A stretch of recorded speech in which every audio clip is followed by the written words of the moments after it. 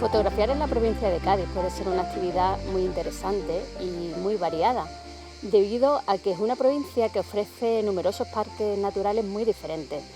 En cuestión de media hora o una hora podemos pasar de la zona del litoral, del Parque Natural de los Acantilados de Barbate, del Parque del Estrecho, la espectacular Duna de Bolonia, el doble tómbolo de Trafalgar, podemos pasar por las lagunas de Medina y en cuestión de poco tiempo llegar a la zona montañosa de Grazalema, donde podemos encontrar el Pinsapar. Justo en el centro de la provincia, que lo atraviesa de norte a sur, tenemos el Parque Natural de los Alcornocales. Es uno de los que se considera que está mejor conservado de toda Europa. Presenta una particularidad muy especial, y es que tiene un microclima propio debido a su propia posición geográfica. Al estar de norte a sur, pues es barrido por los frentes del Atlántico, y eso hace que las precipitaciones sean altas, llegando incluso a los 1.400 litros por metro cuadrado. Y incluso en el verano podemos tener, con los vientos de levante que vienen cargados de humedad, se puede crear unas precipitaciones orográficas horizontales que van a dar una neblina, una niebla muy especial, que hará que esta zona de Alcornocales goce de un clima casi como de las zonas subtropicales o macaronésicas. Por lo tanto, la vegetación va a ser exuberante. En este parque podríamos encontrar para macrofotografía multitud de especies, ya sea de arácnidos, insectos, escorpiones, anfibios y por supuesto la vegetación.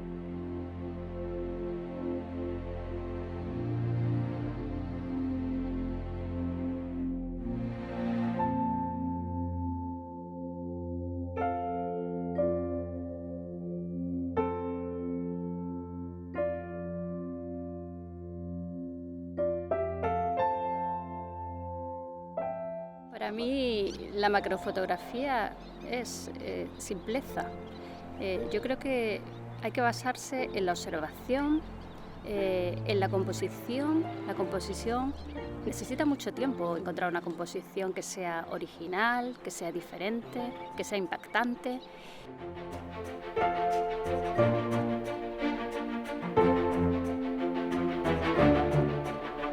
Y una vez que crees que has encontrado una composición apropiada, el siguiente elemento para mí es la luz. La luz es fundamental porque es lo que hará que sea mágica, ¿no?, esa fotografía.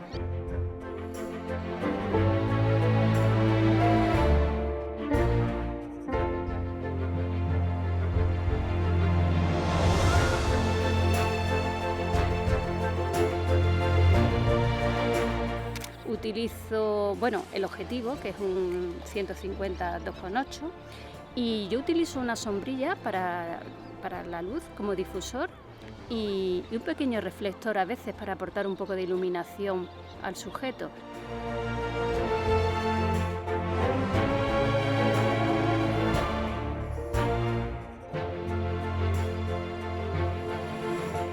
Muchos fotógrafos utilizan flashes y son perfectos, y es otro tipo de fotografía, más de detalle, de insectos, pero yo no los utilizo.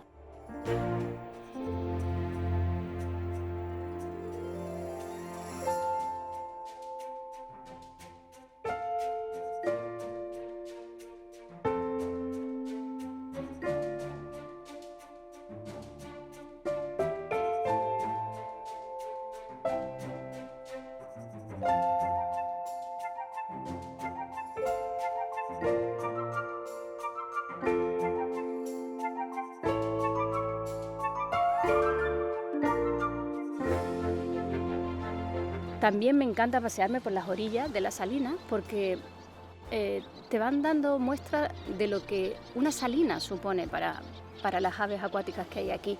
Porque observas paseando que a lo mejor encuentras un huevo del que tú ves claramente que ha salido un pollito. Entonces eso es un motivo fotográfico. Ese huevo abierto del que ya sabes que ha salido un pollito, probablemente de aboceta o charrancito, sobre la sal cristalizada, te está dando un mensaje esa fotografía de que ese es un ambiente de vida, que parece hostil por la concentración de sal, pero que no es así, sino que alberga a gran cantidad de especies. Muchas veces quedan atrapadas en la sal, pues las propias plumas de las aves caen y quedan atrapadas. Entonces ahí sí que es bueno quedarse mirando y buscando motivos, porque hay veces que esos propios cristales cúbicos cristalizan sobre las plumas, cristalizan sobre una mariposa que ha muerto, que ha caído al agua y lógicamente no ha salido de ella, y podemos encontrar motivos muy interesantes. Las propias plantas de aquí, de este entorno de la salina, que son plantas como Sarcocornia, que son plantas que tienen que tolerar muy bien la cantidad de sal tan alta que hay, pues a veces también quedan enterradas o han sido arrancadas por el viento y se cubren de sal y pueden darnos motivos fotográficos muy interesantes.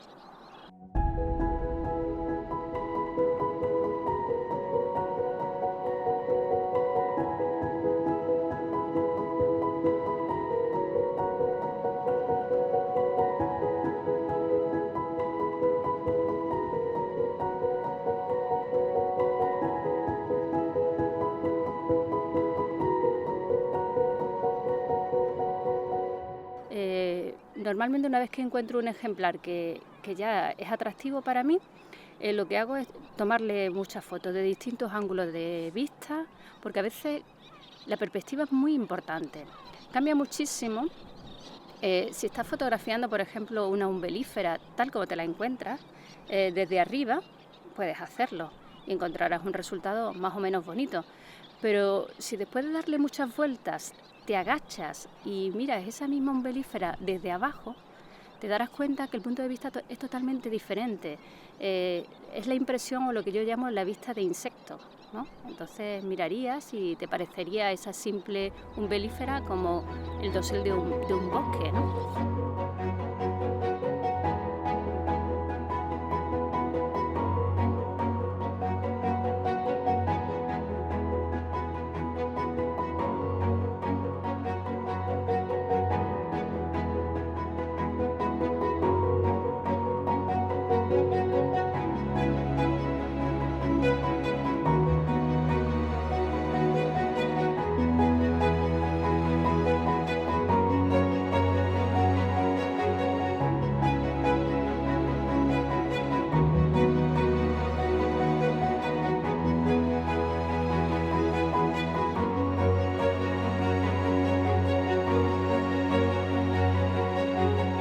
Las salinas, el agua del mar va entrando y va pasando por los esteros y por distintos canales hasta que finalmente llega aquí y en ese proceso se ha ido cristalizando.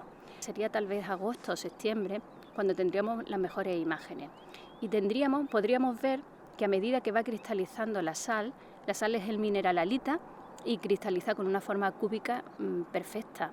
Pero son cristales muy pequeños, entonces yo en ese caso necesitaría poner el tubo de extensión para fotografiarlo.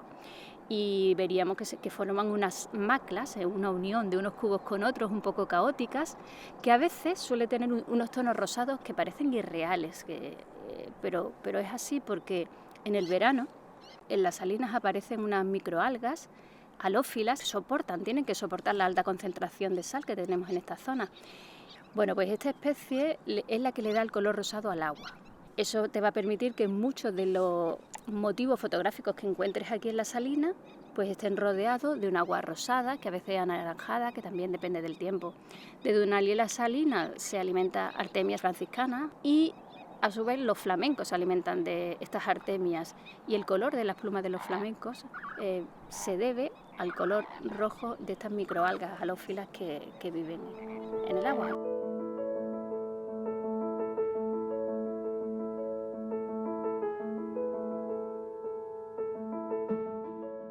sobre todo en el Parque Metropolitano de los Toruños, que pertenece al Parque Natural Bahía de Cádiz, hay una zona de caños que suben, que el nivel del agua sube y baja con la marea.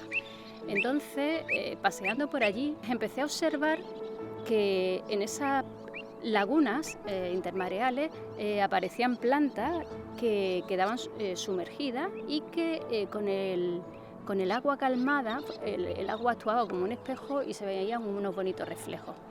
La idea me gustó y volví a esa zona del parque al amanecer y al atardecer, y realicé una foto muy bonita al amanecer, que la titulé Reflejo en la marisma, en la que se ven las plantas con el agua totalmente calmada y reflejada. Y luego una tarde realicé una fotografía en la que ya salía la luna y pude captar la planta y el reflejo de la luna con una ligera vibración del agua.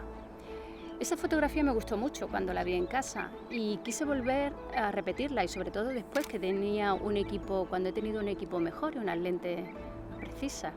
Pero nunca he podido volver a repetirla, porque los momentos en la naturaleza son únicos y son la mayoría de las veces irrepetibles, o al menos nunca los encontrarás con la misma luz o los mismos sujetos en la misma posición. Entonces fui muchas tardes a fotografiar ese mismo motivo y realmente no lo he conseguido, lo dejé, porque unas veces iba y la marea no estaba alta, estaba baja, entonces las plantas no estaban sumergidas, estaban como ahora, en tierra, ya no podía encontrar el reflejo. Otras veces iba y controlaba la tabla de marea, iba cuando la marea estaba alta, pero habría una ligera brisa, por lo tanto el agua ya estaba rizada, ondulada y no actuaba como un espejo, no tenía el reflejo. Y otras veces, si conseguía esos dos factores, me faltaba el tercero, y es que la luna no aparecía, porque tenía que aparecer temprano, cuando todavía había cierta luz. No aparecía la luna, así que queda en el recuerdo esa única toma de esa fotografía.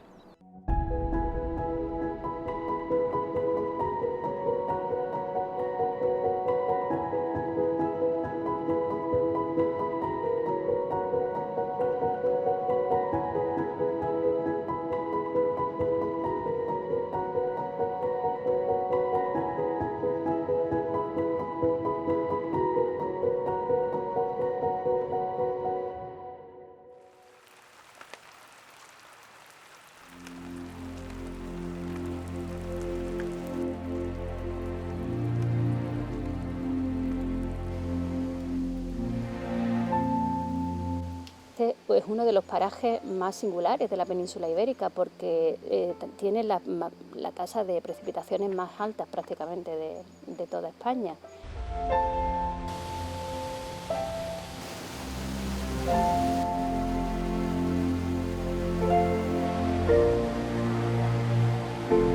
Los días nublados o de niebla son muy fotogénicos para el bosque. Hay algunas zonas en las que habrá que buscar, para que la composición tenga fuerza, pues líneas. Siempre podemos localizar algunas líneas de troncos de alcornoque que conduzcan la mirada. En otoño y en invierno, cuando está todo húmedo, el musgo y los helechos nos van a dar motivo para macrofotografía.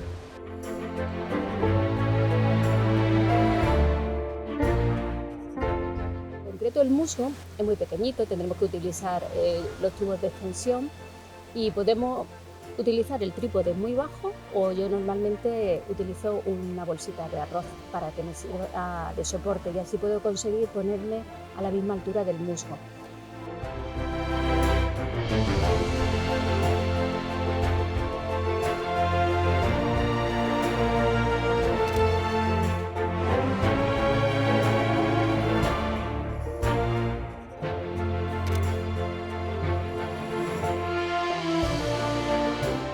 Los helechos también dan mucho juego, y sobre todo el colorido. Tenemos la idea de que el helecho es verde, pero el helecho, una vez que se seca, pasa por un amarillo, naranja y rojo, que para la fotografía nos va a dar muchas posibilidades. En concreto, si nos enfocamos a una parte determinada del fronde de un helecho, que es un poco rojizo, podemos utilizar otro que está al fondo y que es amarillento, y con poca profundidad de campo vamos a comprobar que nos va a proporcionar un fondo amarillo brillante que parece casi artificial. Sin embargo, ese fondo lo está proporcionando el hecho que está más seco.